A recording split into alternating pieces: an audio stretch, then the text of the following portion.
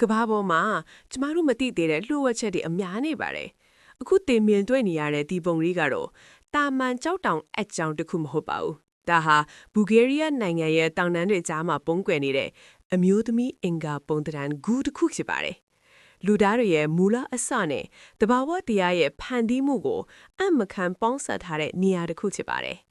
ဒီဂူကို Utroba Cave လို့ခေါ်ပြီးလွန်ခဲ့တဲ့နှစ်ပေါင်း3000နီးပါ BC 900စုလုံးကရှေးဟောင်းထရေရှန်လူမျိုးတွေဟာဒီကြောက်ဆောင်ကြီးကိုသူတို့ရဲ့လက်နဲ့တစ်ချက်ချင်းထွင်းထူခဲ့ကြတာပါ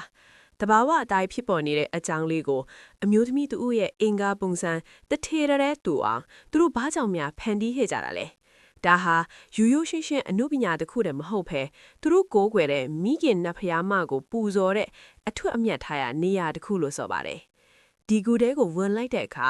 တိတ်ဆိတ်ငြိမ်သက်နေတဲ့လေထူးနဲ့အတူကြောက်နေရတဲ့ကနေစိတ်ချွတ်နေတဲ့ရေစက်တွေကတက်ရှိတိုင်းရင်တစ်ခုတည်းရောက်နေသလိုခံစားရစေမှာပါ